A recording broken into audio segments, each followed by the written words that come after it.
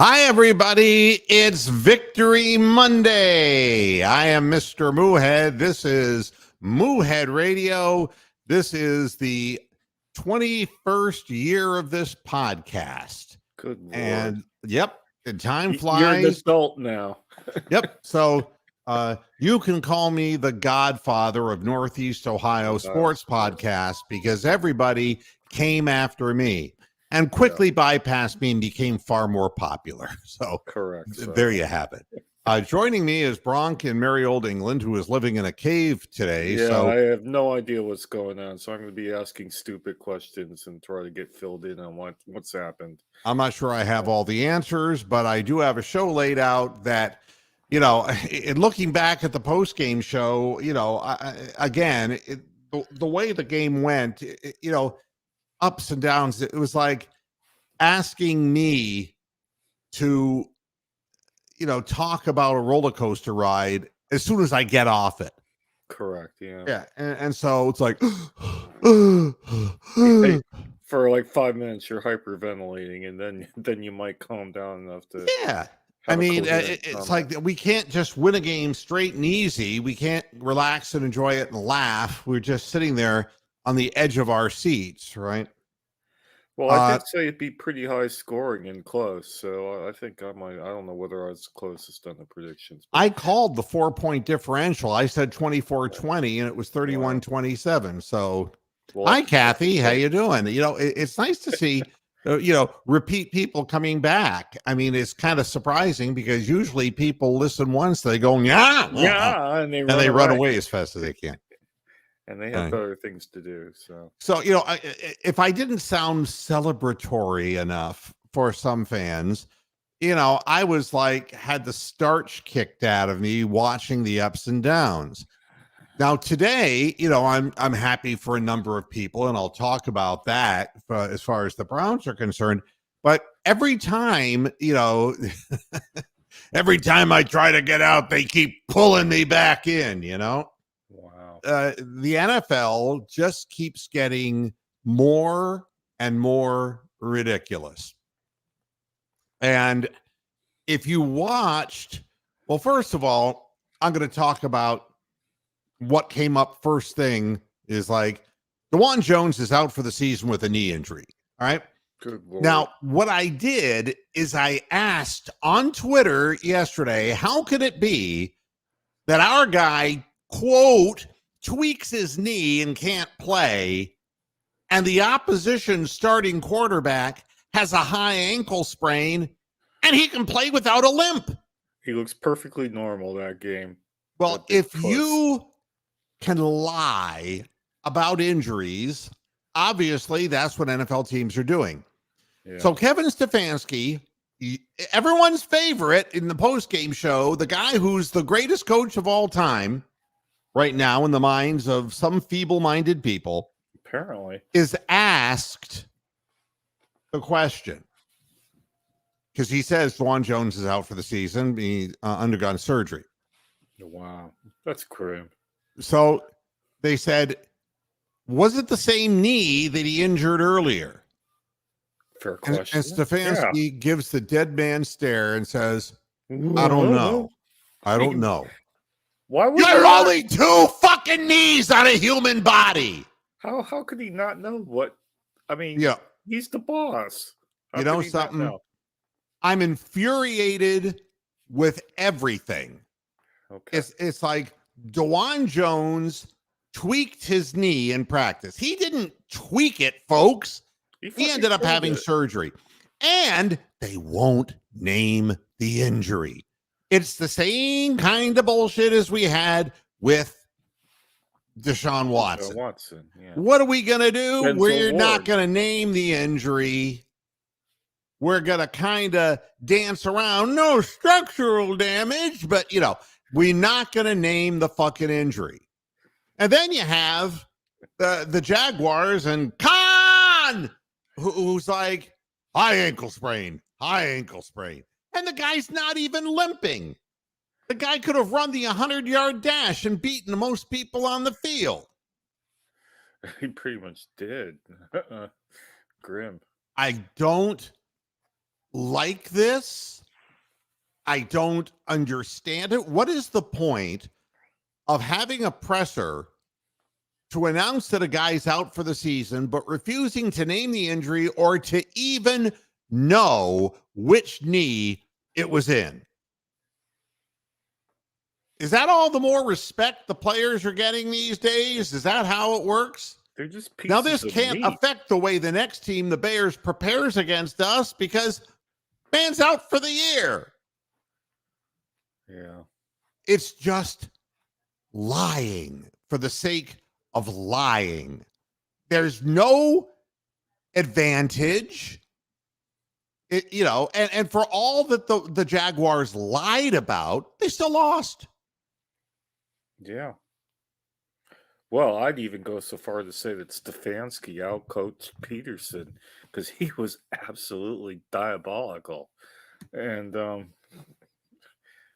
he was obviously doing more stranger calls than Kevin was. Yeah, I mean, the Godspell answer, Rick May. Day by day, oh dear Lord, 3 things I pray. Yeah, that's what we get. We get horse shit. Why wouldn't somebody stand up in the press conference and say, yesterday or the day before or the day before, you said he tweaked it. What's the injury, Kevin? What's the fucking injury? Why won't you tell us? He's out for the year. Now, so let me guess, okay? Because I can't sit down at a press conference and I can't confront these people. But I can tell you that if it were like a major thing, like if it were a knee injury that was like an ACL, that you would have known because they would have had to have taken a moving van out to get him off the field. Yeah, absolutely. But the second he appears in public, people are going to know who DeJuan Jones is. It's not like he can hide behind a telephone pole and nobody recognizes him. Yeah, but my guess is that he tore a meniscus in his knee. This is just my guess. And the reason I say that is because it is one of those things that happened to me on a couple of occasions on a tennis court. You feel a little pop in your knee, doesn't feel real good. You stop playing, you get off the court, and you figure, oh, this will go away. Doesn't go away. Yeah, you get an MRI, and sure enough, you have a tear in your meniscus. And that's probably, and the only way you're going to fix it is through surgery. And the question with a guy of that size, weight, and age is whether they're going to replace the entire meniscus. Because if you do a meniscectomy, then you're just paving the road to arthritic condition because you're thinning the cartilage on a guy's knee. And a guy who's 370 pounds, you can imagine the pressure that it puts on that. Yeah, you're taking away the rubber band out of his knee, basically. That's right. It's just grim. I have no other word for it. Yeah. And, as far as D-Cup. That's probably true, too. Yeah. I have no idea when he's coming off the IR. Maybe somebody in the chat room has some indication when that's going to happen. And I'm not going to, I'll have one last thing to say about Deshaun Watson to carbon monoxide death by in just a moment, but I'm not ready to go there yet. Yeah, that's why I look at it too. The Illuminati is doing everything they can, Pat, to stop us, but we are 8-5. You are correct, sir. Yeah, that's correct. So that part of things pissed me off because it's like we can't even get a straight answer to a straight question, and it doesn't even affect the outcome of the game. But the Chiefs lost to the Bills, right? Okay, what happened in this? Because I didn't see anything. The Chiefs are moving down the field. They go back to pass, and as Mahomes is back to throw, they throw a flag. He throws downfield to Travis Kelce. Kelce catches the ball, and breaks tackling. He's running down the field, about to get hit, turns, throws it backwards to Tony, the receiver, who runs it in for a touchdown. People are going out of their minds in Kansas City, but there's a flag on the ground. Okay. All right. So it's like, and the announcers, when they saw the flag, this could be a free play.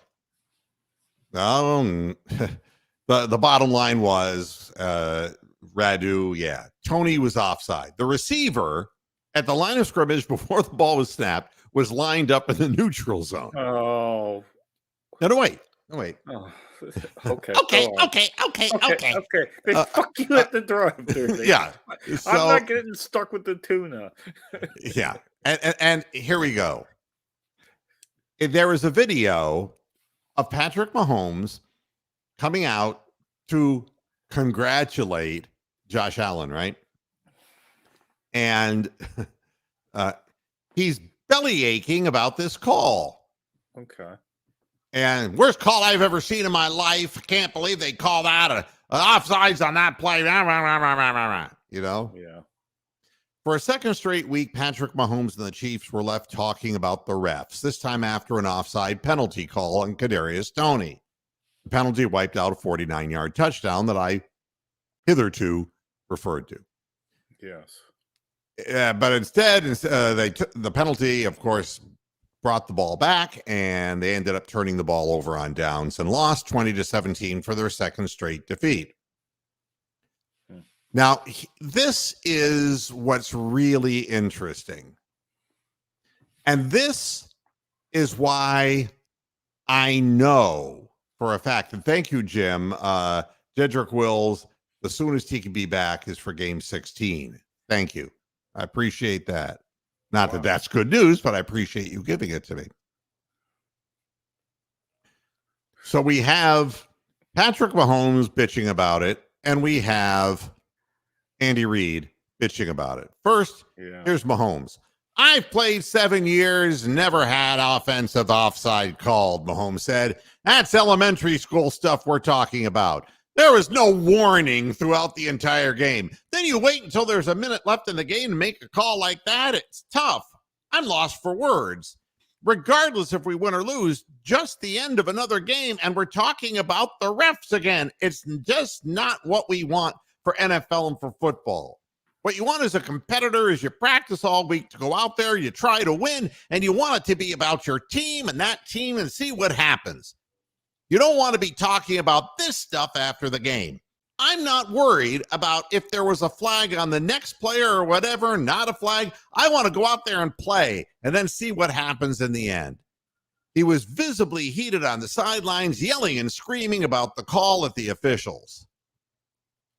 In a pool report, referee Carl Sheffer said down judge Mike Carr saw Toney lined up offside. Ultimately, they're responsible for wherever they line up, Sheffer said. No warning is required, especially if they're lined up so far offsides where they're actually blocking our view of the ball. We would give them a warning if it was anywhere close, but this particular one was beyond a warning.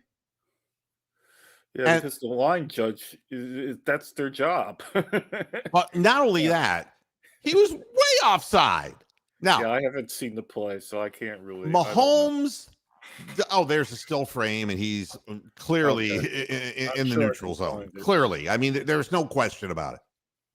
So Mahomes may want it to be, we're just going to play. But, it's a real simple answer, you stupid fuck. You're a pampered quarterback. You think that you're the new Tom Brady because Brady's gone. You're Mr. Super Bowl. And you're not answerable, nor are your teammates answerable. You know what? You know why you practice, Patrick? So you don't line up offsides, you dumb fuck. That's the reason why you practice. Yeah. And it was so obvious that it's not like the side judge was blocked. His vision was blocked. It was obvious. Hilarious. And when you watch the thing in with the still picture, it's just a lack of detail orientation by the wide receiver. Yeah. So, I just, then meanwhile, Andy Reid, noting that neither he nor any of the Chief receivers were warned about any one of their players being offside, said the penalty call was a bit embarrassing in the National Football League for that to take place. No, it's embarrassing to you. Do you know why it's embarrassing to the NFL too? Because it gives away a secret that some teams are warned and other fucking teams aren't. That's exactly where I was going to go with that. What's this about warnings? Is that common practice? I never seen it in all the fucking years I've been watching Browns games. Yeah. And for all the offsides we get, of course, most of them are on Hudson the third, and they're quite legit. They're too legit to quit. Uncovered receiver chestnut that we have, where our guy's not up on the line, right, or he's too far up the line, or he's not on the line, or oh my god. The fact of the matter is, the pampered Chiefs, perennial favorites, they're used to getting warnings when they've done something wrong, like lining up. Teams like the Browns, fuck you, line up wherever the hell you want to, but flag. Yeah, line up in the neutral zone, why don't you? This league is fixed. It is favoritism to certain organizations. They win close games consistently because they get calls. The referees are on the field warning them, back up so you don't make that error. Now, what kind of shit is that? And all the years that I've watched professional football, and it's more than Patrick Mahomes. Probably twice as more. I never heard anything about officials giving warning players that they were offside, that they were lined up wrong. Never.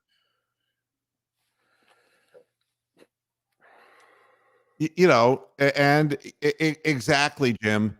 He lined up wrong, and the reason he was lined up wrong is he wasn't paying attention. He didn't do what he was supposed to do. Let's go to Hammer Time. Hi, Hammer Time. What's up? Hey, can you guys hear me okay?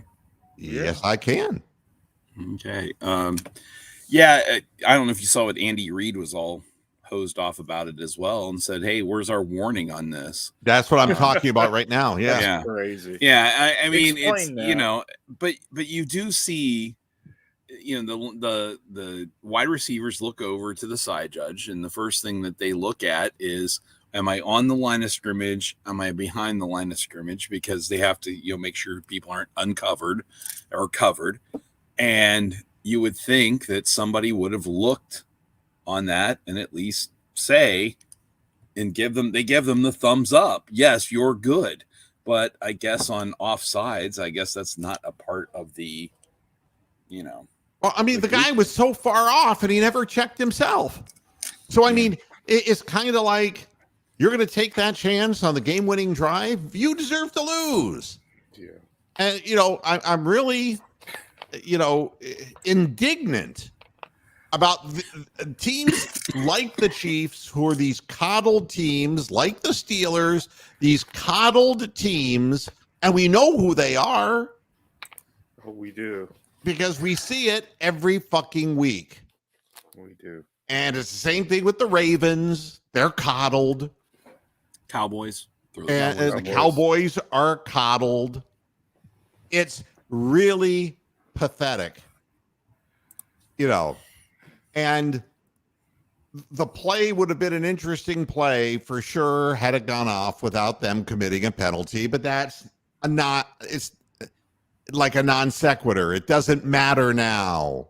It's a mute point, as Spinner Dave it's a moot point. That is yeah, exactly right. I mean, an aberration, Moo. Yeah, I just then Andy Reid comes out today. Are you ready for this? He's coming out. Oh, finally. Hey! Get your fucking walrus dick out of my face. Jesus Christ. No. It's about time he came out. No, he talking to the press this morning, and he says,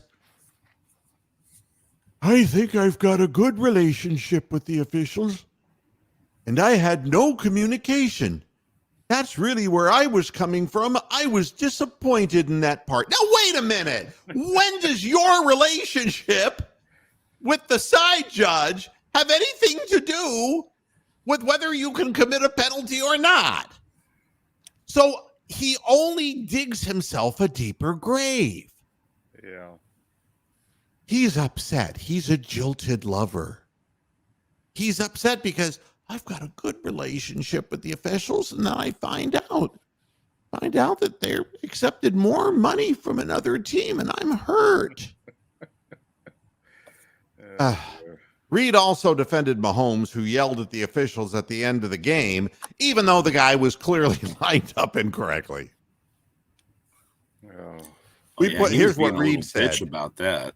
Yeah, I mean, listen to what Reid said. We put so much time and effort into it, in both physical and mental effort. For it to come down to something like that ends up being, well, frustrating. That type of situation is too great for really good football teams playing each other. You're down to a minute and a half. All of a sudden, you're right there and have a big play. I think anybody would say that's a bit frustrating. Well, then why don't you coach your players better, you old walrus-looking fuck? Why don't you get down on Kadarius Toney, who's dropping passes and fucking up week after week? A guy whose longest reception this year is 18 yards, and he's a deep threat. Why don't you do something about it, you fat fuck, instead of complaining and making excuses? You know, it's kind of like, well, that would have been the greatest play in the world. You know, I can say that about every play. Boy, if that receiver were wide open 10 yards behind the secondary, that would have been the greatest play of the game. That would have been fantastic. Yeah, you know. Well, if we would have sacked the quarterback, God, that would have been it, man. It would have been over. It would have been the greatest sack of the day. I mean, my God. What would Peter Ellis say about all that?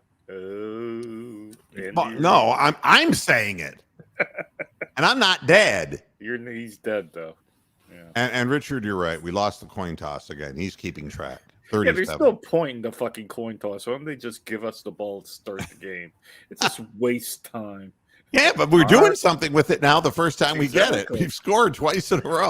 I have a Joe Flacco theory of why he's succeeding when the past 8 dozen quarterbacks that we've had haven't, and it's because he's got lots of experience, which most of our quarterbacks never had, and B, he's 6'6". And he can see over our fucking line and see open guys. And 3, he's got a fucking rocket for an arm. And 4, he knows the fucking plays, even if our receivers don't. He at least has an idea of what's going on. Yeah, the interception that he threw is indicative of miscommunication? Or? No, it wasn't miscommunication. It's indicative of the offense we're running. Yeah. Right? I mean, that's a pure timing play. Correct. And it's the receiver's job to get to a spot at a specific moment. And the reason we do that is because we don't get much separation, because we don't have a very sophisticated offense, and we don't have really fast receivers. So and Flacco has this gun for an arm and can throw into narrow windows. So he went back to throw, but the receiver never made it to the spot because he was picked off. It was picked off by our own guy or whatever. Yeah, I mean, Cooper was running the other way. And it ended up guys running into each other. And if we would have caught it, would have been a penalty on us anyway, probably. Na na na na na na na na na na na na na. Yeah, I thought there was going to be some Benny Hill music going on there. Yeah, it was. But that's what we do. Those patterns are really timing patterns, and it will show you how quickly Flacco has picked up the offense because he was right on time. The problem was it was the defender who was standing there. The receiver never made it there. You know who he reminds me of? Back to the way he sort of wriggles out of not getting sacked. He's sort of almost Big-esque as the way he avoids rushers and seems to have this innate sense of finding somebody to throw the ball to. That's what happens when you've played as long too, I think, exactly. Bronk. Yeah, that's what I'm saying. It's just, it's, otherwise he would have been dead long ago with as many games as he's played. But, the one thing that was pretty evident was in his, I'd say experience is a good way of saying it, was they threw blitzes at him and he found the open guys continuously. Exactly. And that's, you're not going to find that with, our rookie quarterback and our XFL quarterback. They're not going to find those open guys. They just don't have that experience yet. I can't believe nobody picked up PJ Walker off the waiver wire. Yeah. Oh, so welcome to our lovely place, Lonnie Schrader. Welcome. He's been a fan ever since 1964. There you go, Lonnie. Collins. We've all been hooked. And Frank Ryan. And it's like meth. Yeah. Thank you, Michelle. Happy Hanukkah to you too. Oh, look at this. That'd probably be a good idea for her to convert. Yeah. And I'm 66 years old, Lonnie. So I was alive when it happened, but I was damn near fetal. And that's right, Crembley. 300 yards, 3 touchdowns in a game. You have to go all the way back to Brian Sipe. And he took a while to develop. It took Sipe and took a while, and then Vitigliano coming in and trusting him. He wasn't a bloomer straight away. Sipe was drafted in a round that doesn't exist anymore. That's right. Exactly. He was. I believe it was a 13th round or something like that, or 12th. Yeah. I mean, those guys are now free agents and get signed, and they're now the Brock Purdy's of the world, Yeah. So to end this whole thing off, here's what Andy Reid's final comment was. Do we need to line up right? Yeah, we do. But we've got to take care of that and not put it in the officials' hands. Wow. Then what is all this nonsense about? You lost the fucking game because you didn't play the game right. Shut the fuck up. God almighty. Yeah. I mean, but the teams who were so used to getting, it was like the Steelers whining, oh, they're holding TJ Watt. They're holding him. It's like, you've got to be fucking kidding me. Yeah, it's like Steeler privilege or chief privilege. That's what we should call it. You're supposed to stand there and not touch TJ Watt. Yeah. You're just supposed to let him go unimpeded and sack people. Meanwhile, our guys get ass raped the entire game, and nothing ever happens to them. There's been. I mean, I don't know if it's maybe more evident this year because of how online gambling and all the gambling and NFL being basically sponsored by gambling and ESPN bets becoming something. But it sure seems like there's been so much more controversial stuff this year. As far as some plays getting called and other plays not. It's not coincidental. And there's too much money riding on all this. Look at college football now. College football is ruined. It should be disbanded. And you should see, ever since they got the marijuana card down here in Florida, and I'm pro, marijuana, have been for decades.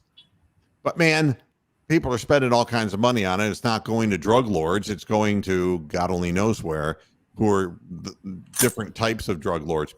And it's like these old people are driving and they're totally stoned. I mean, if you knew how many people down here had their marijuana card, you would everybody does. Wow. Do they have a meth card too down in Florida? Is that waiting and for an that ankle bracelet? It's probably going to be, like as a secondary meth lace with fentanyl card.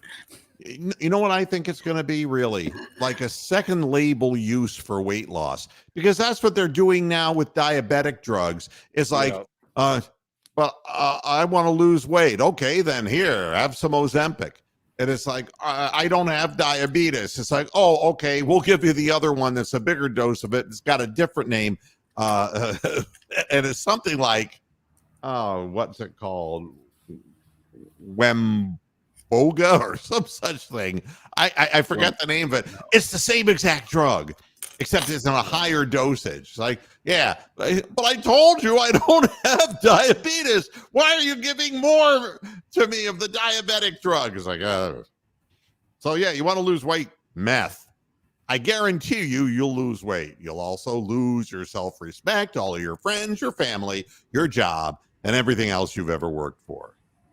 Yeah. Wegovy. Thank you. Thank you. Very good. Thank you, Michelle. Yeah. Wow. Oh my God. So at any You know rate, what? Can I point out something here? There are actually only 2 teams eliminated from the playoff picture in the entire league, and that is the Carolina Panthers and the New England Patriots. Everybody else is either in or in the fucking hunt. Now, how ridiculous is that? You know, you got, and it's week 14, Bronk. and it's That's week the other 14. part. yeah, I It's mean, crazy. it's like musical chairs. Somebody's just grabbing the chair and the music starts again and everybody gets up and starts going around again. I wanted to read this to you too, because it's I been can't announced that read. Mitch Trubisky is going to start again. No. Wait, I just heard a collective groan to the east of here, right down I-70. Oh my God. Oh, no. I think the frustration's bad now. What a bad first round draft pick You he know, was. Jesus. But we've wait, had a few. there's more to this. All right. There's more. But Not wait, fabulous there's kids, more. After the Wait. final play of the last drive, which ended with a pass short of the sticks to Jalen Warren, wide receiver George Pickens slumped in visible frustration in the end zone. Cameras throughout the game also showed Pickens, who didn't talk to reporters after the game, yelling at teammates on the sideline during the game. Throughout the season, Pickens hasn't been shy about expressing his emotions and frustrations. This is the guy, by the way, if you remember that I said He we is a must nut not job. pick him up in the draft Yeah. because everywhere he's been trouble. Here's what Mike Tomlin said. It is a problem because it's not solution-oriented when asked about Pickens' outbursts. We're all frustrated, but we have to manage our frustrations in a professional, mature way. And when it's not done that way, it's not necessarily pushing us towards solutions. With Pickett now inactive, quarterback Mason Rudolph was active against the Patriots. Though Rudolph will get more practice reps in preparing for the Colts, Tomlin dismissed the idea that Rudolph could be in contention to earn a possible start. He just hadn't had a lot of exposure in terms of in-helmet prep, Tomlin said. So I don't know. What do you mean when you... There's a quick line there. Like he's had exposure from getting hit by a helmet. But yeah. No, wait a minute. I don't know. What do you mean when you say a fair evaluation or a shot to play? I don't know that we evaluate in-practice performance in that way this time of the year. He'll get an opportunity to get some work, and we'll evaluate that work and evaluate his readiness, but we're not opening up competition for any fucking honky who dropped an N-bomb on a football field. Thank you. Wow. Yeah. Never going to see him again. You're never going to see him again. Never going to give him up. Never going to let him down. Never going to see him again. You know what he said? Begins with an N. All right. Wow. Meanwhile, TJ Watt and Alex Highsmith are both in the concussion protocol, but only after the game. You see, they played them during the game with concussions. And this is the Steelers, too. Why is it that our guys... Why is it? No, I mean, I'm serious. Our guys go down and immediately, like, an official runs out of the field to help carry him off. And this guy's laying there on the ground. TJ Watt is laying there on the ground, rolling around like a Pentecostal. You don't know where the fuck he is, right? And he's speaking in tongues. And it's like, They lead him off the field because he doesn't know north, south, east, or west. He just doesn't know where he is. They're giving him smelling salts Oh no! on the sideline, never goes to the tent. And he's back in the game.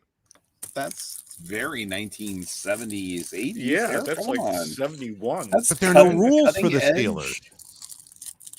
Smelling salts. I didn't even know you could still buy those. Oh, yeah. That's amazing. Tony, you just stepped in a big shit patch. Take a big step back, my man. You're going to hear it now. You're going to find out. Oh no! I would have warned you, but I'm doing a show. Maybe she's not going to tell the story. So let's back away from the screen there, man. Yeah, God Almighty. Backing away. But the fact is, there are no rules for pampered franchises. Our guys have to go right to the tent, and the Steelers guys will go back into the game. You know. So how's Grant Delpit? Is he still alive, or is he? He's dead? got a groin injury, but who the hell knows? That could mean that he has a broken neck. I can't tell you. Or a wee knee injury. Who knows? Yeah, and Michelle saying nothing's bothering her because it's Victory Monday. Woohoo! Oh God! Oh, and for the rest of the bros out there, what it's almost like the transgender thing. Bros identify themselves in multiple ways. They're Baker Bros, or they're Dobbs Bros, or they're whatever. Kevin Bros. Yeah. Vikings Justin Jefferson avoids significant injury, but Josh Dobbs has been benched. Oh, what really? Happened? Why did they not do so well against the Raiders? They had 3 more points than you did. That's about it. So, and the worst part is they won in stoppage time. They got that third goal in stoppage time. Joshua Dobbs might as well be Lou Dobbs at this point. He's dead meat, okay? It's not that I have anything against Joshua Dobbs. I really don't. No, he's a nice guy. He's a very smart fellow, and he'll have a nice career out of football. He's a very bright guy. But as a quarterback, he's not NFL stuff. And I knew that seeing him play in Cleveland, seeing him play in Tennessee in an important game. And he got off to a good start. I was happy for him, but that wasn't the guy for us. So that's the end of that. And look at Tony the Calf. He just signed off on his first house. How much did they force you to sell it for? I'm kidding. I'm joking. Yeah. Wow. Tony's a homeowner. The American dream. Wow. Congratulations, Tony. Yeah. And Rubber City. Yeah. I think we're all Flacco fans right now because he's brought a sense of calm. He's our savior. Well, he's mature. He's calm. And I promised that I would say one thing about mentioning Deshaun Watson, and that would be it. All right. Okay. And that is, people want to compare. Racists want to compare white and black, and I really don't go there.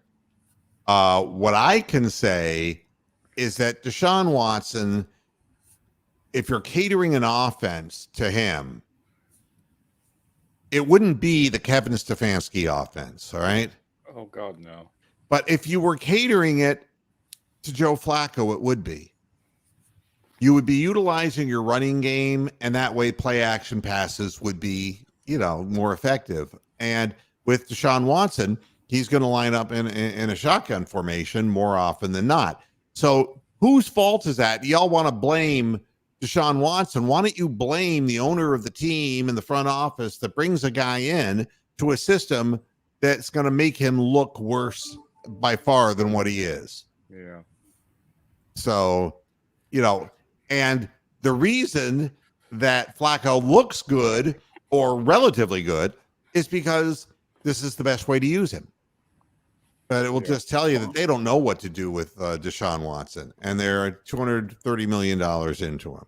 Well, the thing about the Jaguars is that they loaded up the box. They made sure that we could not run anything outside at all. Not that we've been able to do that during the season anyway, but they definitely stuffed us for losses every time we tried it.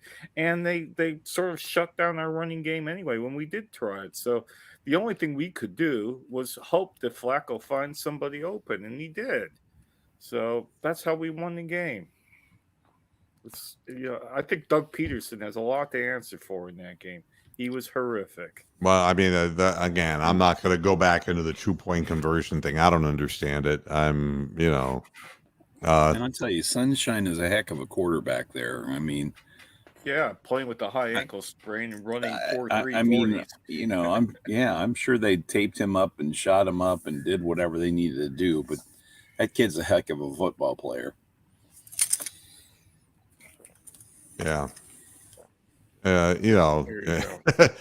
Something. We'll see what the Browns do in the offseason, which is usually nothing with wide receivers, but we'll see. But it requires a completely different system. Now, I'm going to say something else here because something wonderful. Dustin Hopkins sets the new Browns record for made field goals in a season. And I mean, it's like in 14 games too, or 13 games. all the kickers that we from Luke Rosa, Don Cockcroft before, Matt Barr and our favorite Phil Dawson, all of it. It's this guy has hit 31 field goals this year. And what a great year for him. And he should be an all-pro for what he's done and for how important he's been to the team. And I mean, everybody, all of us could agree on the fact that as bad as our kicking has been in recent years, this guy has just been a breath of fresh air. Oh, and give it up for Bajorquez. Come on. Viva Bajorquez. Yeah, he's been good too. Viva. But here's the deeper point. 31 made field goals because our offensive system can't stalls. Score touchdowns. It stalls. It's lousy in the red zone. It stalls. So don't tell me about Kevin Stefanski, offensive coordinator. We need a new offensive coordinator. I'm not going to back off that. Yeah. And Courtney, is that Courtney Brown? Money. Here's what I think. Flacco is playing better than a whole host of backup quarterbacks in the NFL. You'd have to ask Joe himself what it is he's looking for, because nobody is going to really select him to start unless it's a team tanking this year to get the highest pick for the quarterback pick. Yeah. And they're going to want to sit the young kid like we did with Bernie. Yeah. And Doug Peterson was the guy, right? He was. And, good veteran, smart guy, been around, helped school the young fella, knowing that his time would come, whether it was 6 games, 8 games, or 10 games of the year. Wasn't it Gary Danielson? Gary Danielson, you're right. Yeah, right. Yeah. But it wasn't somebody that sucked quite that bad, please. Yeah. And Danielson was the Lions quarterback. And but a real good pro. And I think the only way he starts in the NFL is if he gets into a situation like that, which is self-limiting, of course. And he's going to be grooming a young guy to take over a job. Where he might fit in would be, I hate to say this because I hate the man, but at Belichick's Patriots, they could probably sign him in because they're going to draft somebody high as a quarterback, obviously. And I don't agree with this, though, Jim. I don't think 10 teams would want him as a starter. The fact of the matter is he's going to be 39 going on 40 next year. Yeah. And it's it's wonderful that he's proven himself. He's a great backup guy to have right now. The question is, how much longer would he want to play? How much?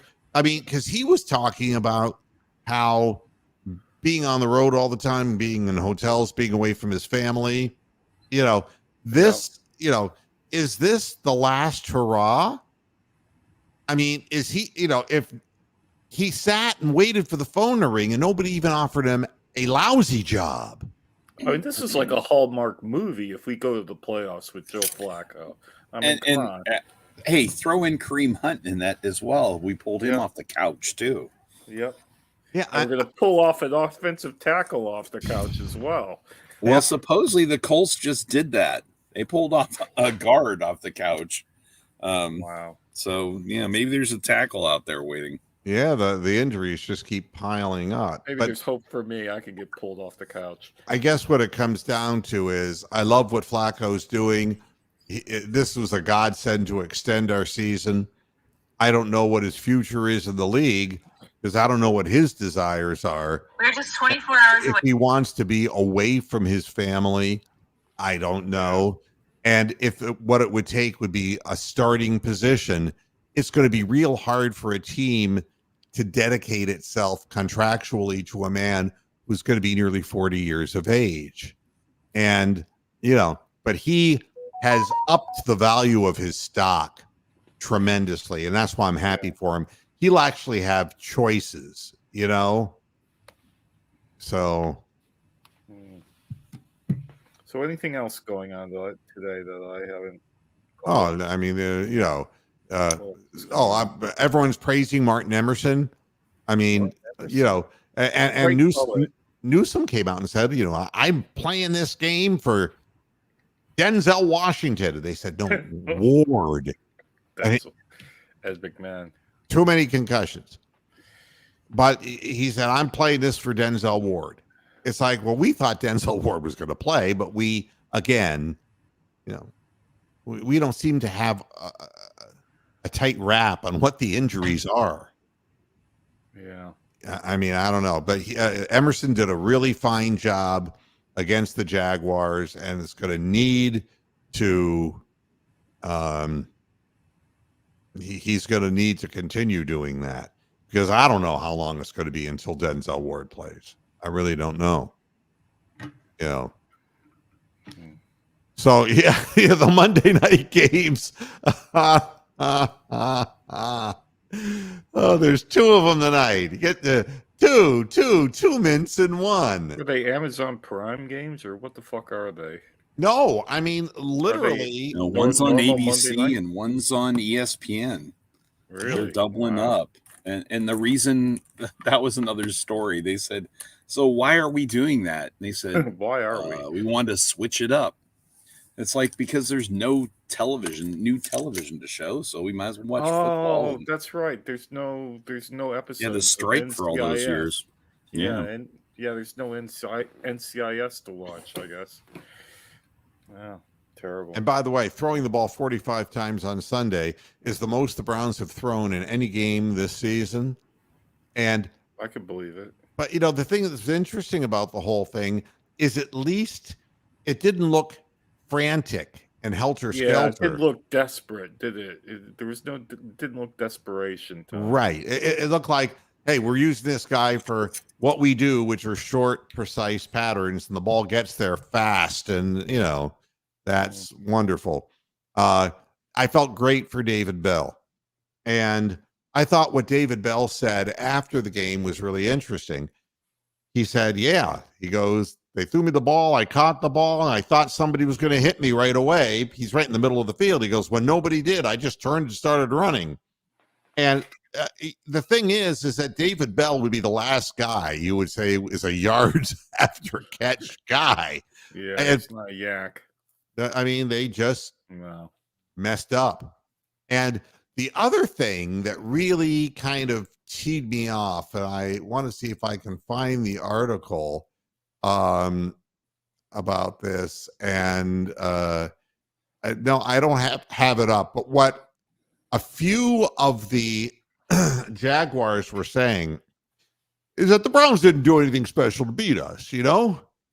I mean, it wasn't that good. I mean, it's like it was just a few long plays. I'm sitting there going, you gave up 3 long plays to a team that doesn't know how to make one. Exactly. That's the old. Oh well, Jamal Lewis. He didn't really get 300 yards. He had those 3 long plays. Yeah, that's right. It's like, that. do you take responsibility for anything? It's like the second week in a row you gave up passing yardage. The first one was to Browning, the poet, and then the next one is to a 39-year-old guy. Yeah. And you're not responsible? It's just coincidental that this happened to you 2 weeks in a row? But I felt great for David Bell because, I mean, I don't know. They said he had a knee injury, and I never heard what his injury was. They kept putting him saying knee and not saying what the knee was, and not knowing which knee it was either, I'm sure. David Bell made a big play, and Joe Flacco made a good find, and it was done on a play that 4th and 3 where they were sending the house. They were. I mean, they sent everybody kitchen sink. And you know who the secret hero of that play was? Who? Kareem Hunt, I think. Kareem Hunt. Block. Yeah. He made a cross body block that was WWE stuff, you know? Wow. I mean, he fired his body at somebody, and that's what bought that extra time. And it wasn't much time either. And a ballsy call with a great outcome, better than any outcome you could imagine. And you could just see that was the most emotion I've seen from Stefanski all year. And I know why. Because he was filleting himself. I mean, the one play call that he gets right and gets done right, and he's all excited, you know? Yeah, pigs and truffles comes to mind on that one. Yeah, exactly. Yeah, that was the most excited I've seen Kevin Stefanski, and he's really into himself. I'll tell you that. He looks like George Clooney. Come on. Yeah, maybe. The Browns had 10 pass deflections. Wow. No, but it was because of his ankle. There was nothing wrong with his ankle. Shut up. And Trevor's like 6'6" too. I mean, he's not like 6 foot nil like other quarterbacks you could mention. Yeah. And then the number 8. What was the number 8, Bronk? Number 8, Elijah Moore. Nope. What do you mean, number 8? The significance of the number 8 in the game. Oh, God. Okay. Hammer will know. The Browns defense tackled the Jaguars 8 times for a loss. Ooh, and that TFL. That is the recipe. You know, you can't count the sacks. No. And by the way, after the game, Myles Garrett was just going off on the referee saying, you should see my arms. They're clawed, scratched. They were doing everything they could to my shoulder. Yeah. Yeah. I mean, so this is, but he still got to Lawrence on the 2-point conversion that took the wind out of their sails. So, you know, but I thought if you get into the backfield, the second you stopped ATN in the running game, you put the onus on Trevor Lawrence, who proved to me that he can't carry it by himself. And very few quarterbacks can. I'm not criticizing him specifically, but, you know, quit asking questions like this, Wable. Is Postage okay? They're going to tell us? Everybody's dead. He's probably on life support. Cross him off then. Do you know that? Because you see Kevin Stefanski in the press conference, all right? You change the hat on his head. It's no longer a Cleveland Browns hat, okay? It's a Tennessee Titans hat. And he says, Frank Wycheck is day to day after taking he slipped, and he's day to day. Ouch. He's like 56 or something. 52 years old. 52. All the hits that guy took. Wow. And there was no explanation of how he fell either. I mean, I like the details, you know? I've watched Murder, She Wrote too many times. Somebody push him. Yeah, maybe. He was a Colonel Mustard with the candlestick in the drawing. Yeah. When we say somebody push him, it immediately brings me to Ghost. I didn't jump. I was pushed. Yeah. I can't do anything for a drag. Probably the best news in all of this is the statistical 84% chance that the Browns have of making the playoffs. And stop with all that. no, wait.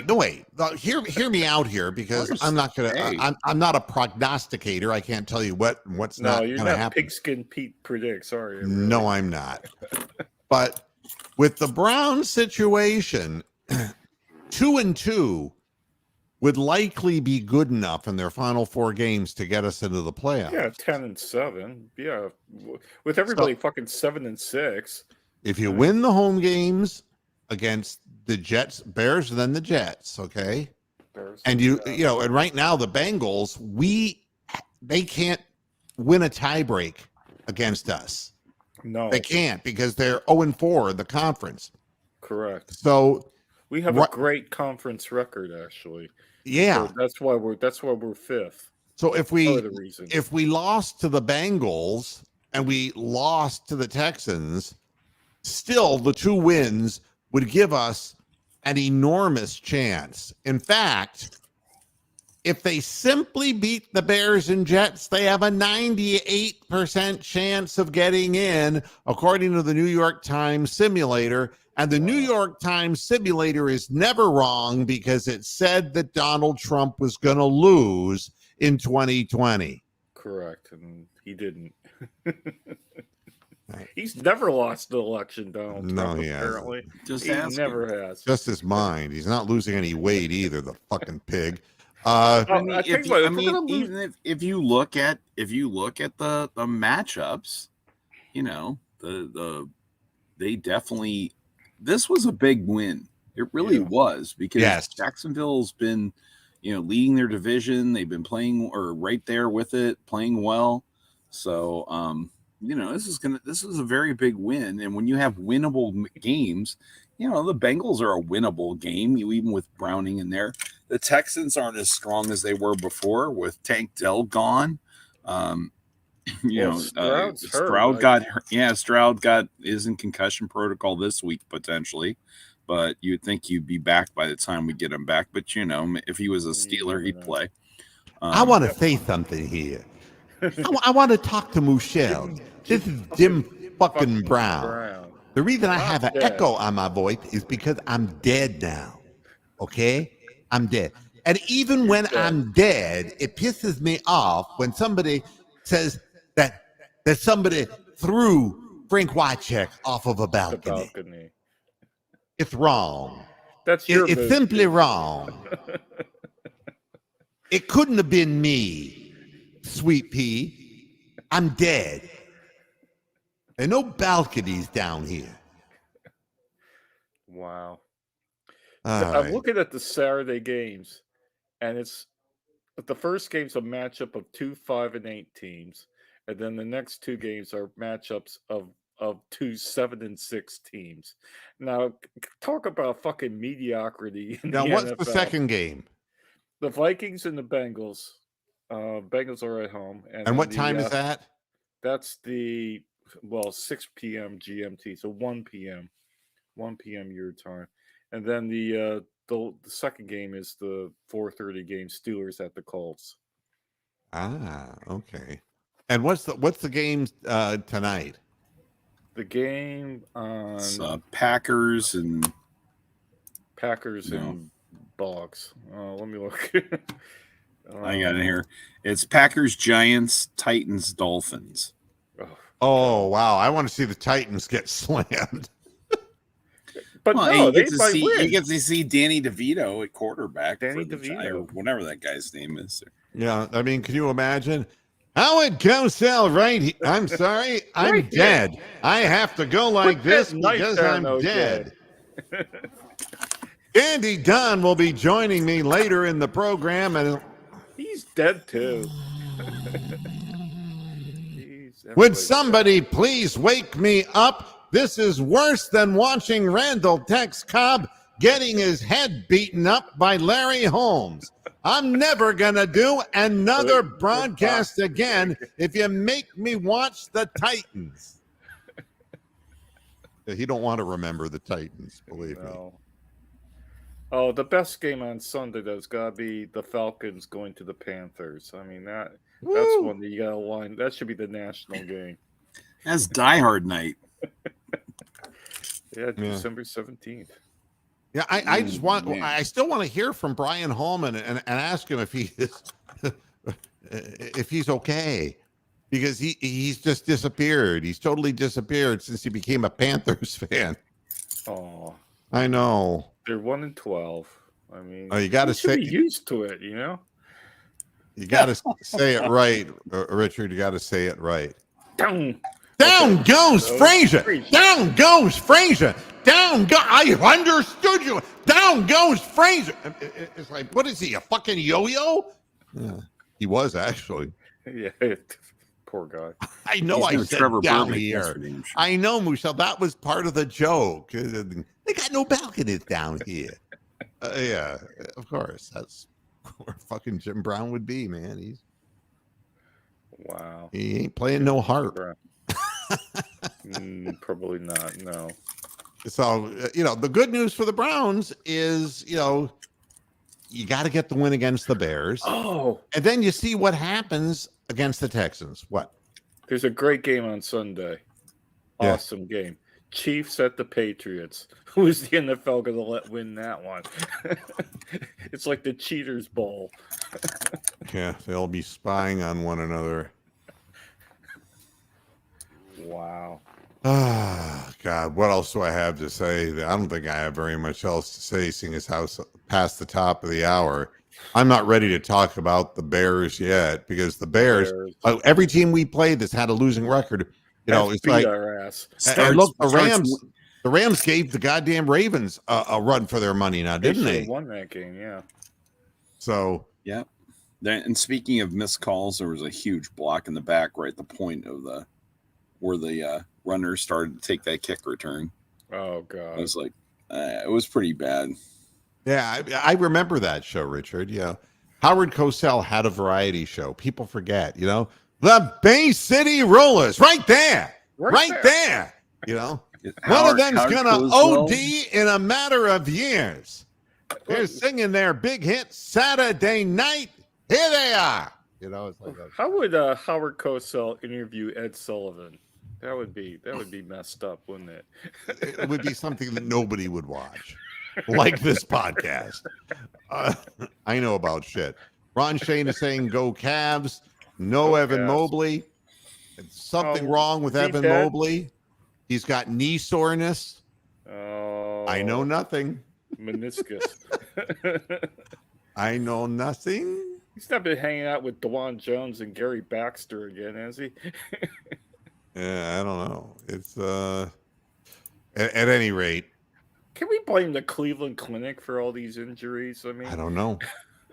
Something's wrong with our team doctors. I'll tell you that. Something ain't right, or something's really mysterious in the communications in the front office.